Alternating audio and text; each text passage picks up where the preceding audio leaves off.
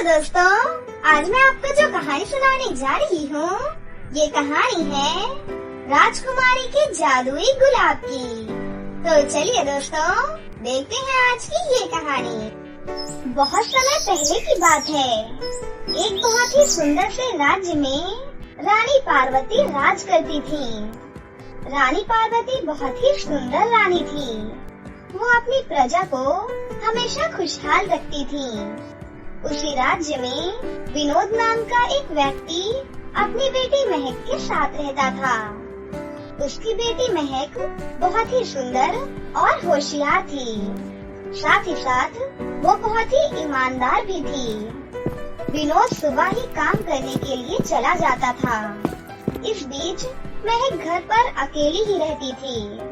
फिर एक दिन जब महक खाना बनाने के लिए जाती है, तब वो देखती है कि उसकी सारी लकड़ियाँ खत्म हो गई हैं। आज तो खाना बनाने के लिए एक भी सूखी लकड़ी नहीं बची है।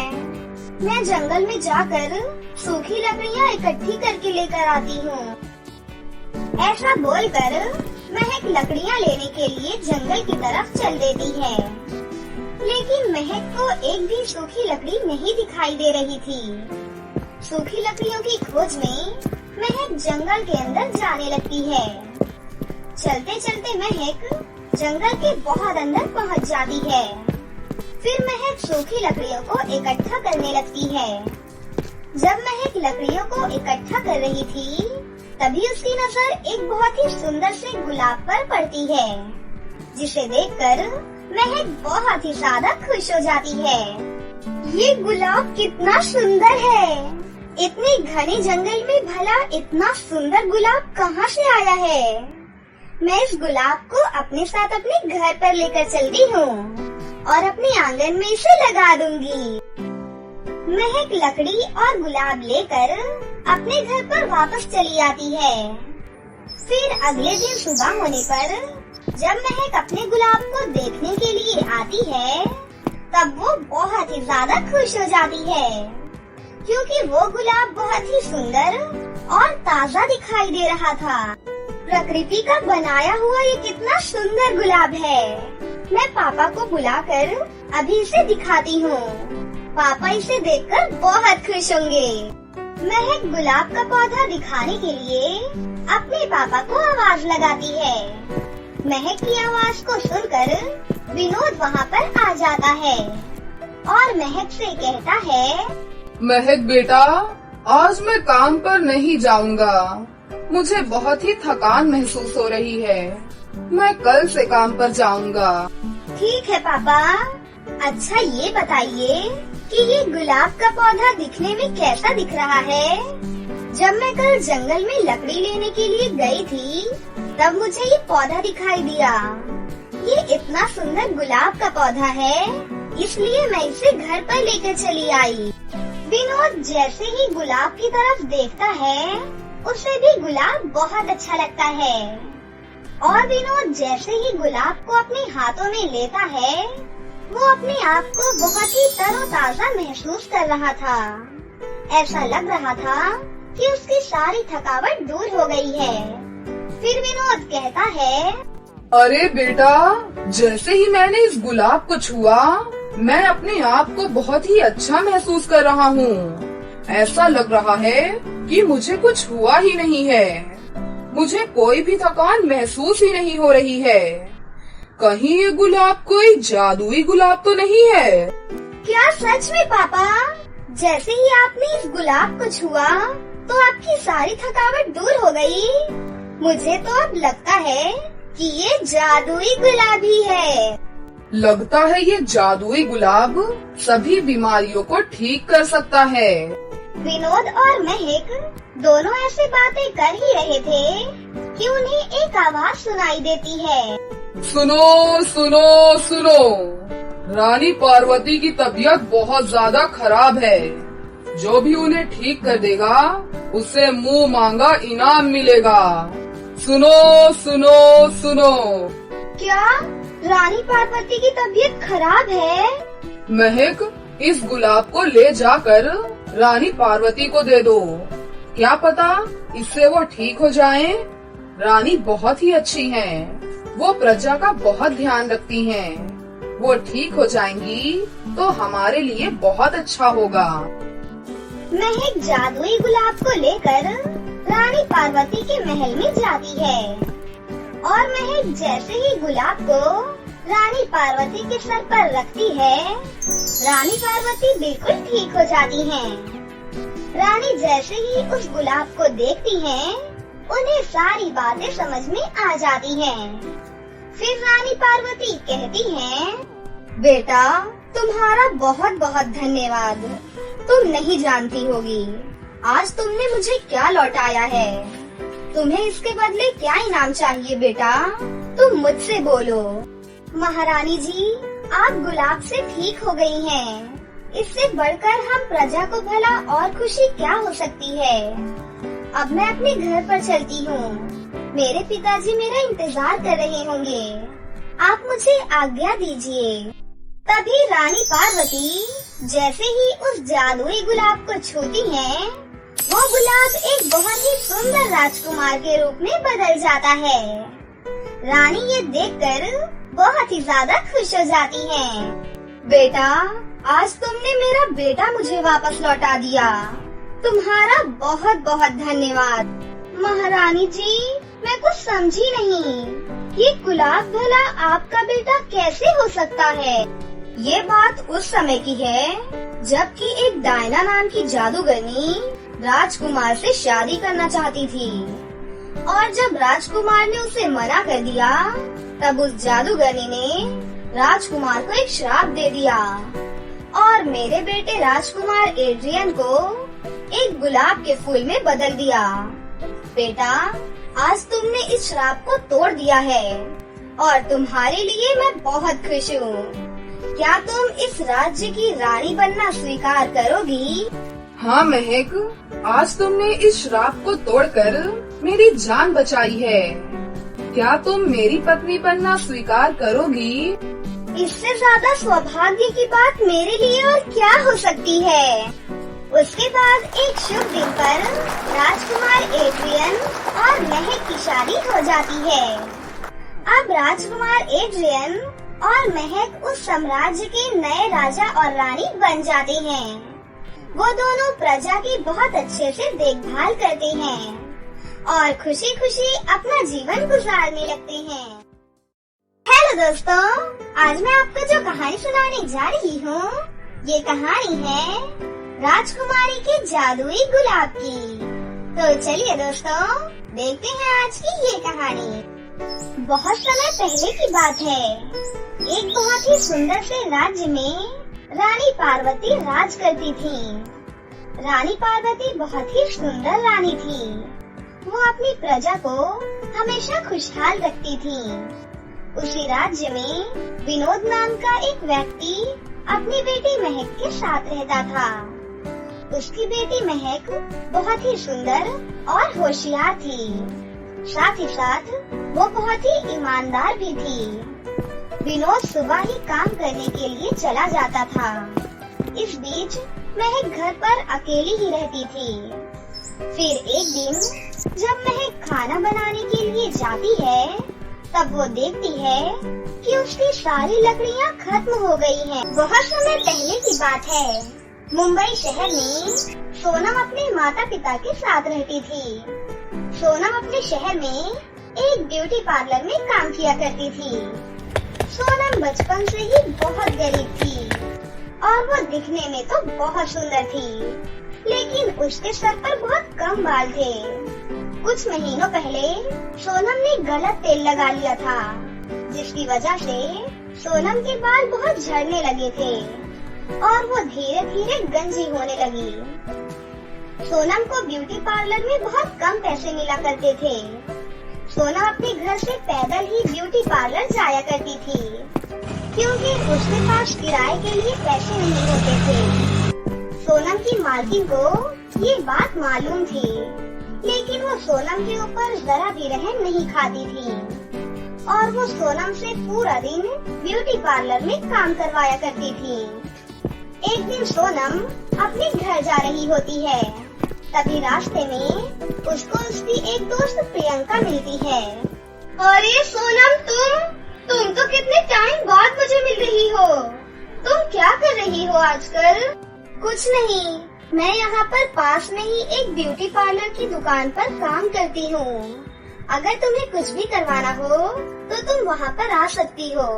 मैं अपनी मालकिन से कहकर तुम्हें डिस्काउंट भी दिलवा दूंगी। अच्छा ठीक है सोनम, मैं जरूर आऊंगी। अच्छा सोनम, मुझे तुमसे कुछ कहना है। वो दरअसल मेरे घर पर आज एक पार्टी है और मैंने आज अपनी सभी सहेलियों को बुलाया है, तो तुम भी जरूर आना, ठीक है? Okay bye. सोनम की दोस्त प्रियंका उसको अपने घर का पता देकर अपने रास्ते की ओर चली जाती है। शाम होते ही सोनम अपनी दोस्त के यहाँ पार्टी में चली जाती है। क्योंकि सोनम बहुत गरीब थी, इसलिए उसके पास पहनने के लिए सुंदर सुंदर कपड़े नहीं थे। वहाँ पर पार्टी में सभी लड़कियों ने सुंदर सुंदर चमकीली और खूबसूरत कपड़े पहन रखे थे। सोनम को इस तरह से पार्टी में देखकर सभी लोग उसे हैरानी से देखने लगते हैं। तभी पार्टी में आई एक लड़की कहती है, अरे लगता है पार्टी में कोई भिखारन खाना मांगने के लिए आ गई है, लेकिन ये बिना पूछे घर के अंदर कैसे चली आई? इसे इसी समय घर से बाहर निकालो। नहीं नहीं, मैं कोई भिखारन नहीं हूँ, मैं प्रियंका की दोस्त हूँ। उसने मुझे पार्टी में बुलाया है। ये सुनकर सभी लड़कियाँ जोर जोर से हंसने लगती हैं। तभी वो लड़की बोलती है, प्रियंका, अगर तुझे इस पर इतनी ही दया आती है तो इसे कुछ पैसे दे देती। इस तरह से हम रईसों के बीच तूने इस भिखारन को बुलाकर हमारी बेइज्जती की है। अब हम एक पल भी नहीं रुकने वाले। अब हम सब इस पार्टी से जा रहे हैं, समझी? अपनी बेइज्जती होता देख सोनम को बिल्कुल भी अच्छा नहीं लगता है और वो उनके जाने से पहले खुद ही वहाँ से चली जाती है। इसी तरह कुछ दिन बीत जाते हैं।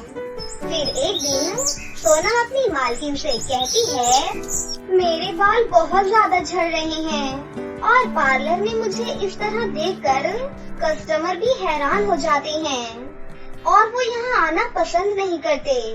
मैडम, क्या आप अपनी किसी क्रीम से मेरे बालों को ठीक कर सकती हो? मैं धीरे धीरे करके आपके सभी पैसे चुका दूंगी। अरे ये तू क्या कह रही है? तुझे मालूम भी है हेयर एक्सटेंशन में कितना पैसा लगता है? तुझे बालों की क्या जरूरत है? चल जा और जाकर अपना काम कर। इतना बोलकर सोनम की मालकिन वहाँ से चली जाती है। यहाँ धीरे धीरे सोनम के सर पर से बाल गिर रहे थे और एक दिन उसके सभी बाल झड़ जाते हैं और सोनम के पास अपने बालों के इलाज करने के लिए पैसे भी नहीं होते हैं। अरे नहीं, मैं इस तरह बाहर नहीं जा सकती और अगर मैं घर पर ही बैठी रही तो मेरी मालकिन मुझे काम से निकाल देंगी। फिर सोनम अपने सर को ढककर ब्यूटी पार्लर जाती है। सोनम जब रास्ते से जा रही होती है कि तभी बाकी लड़कियां उसे देखकर उसका मजाक बनाने लगती हैं और उस पर खूब हंसती हैं।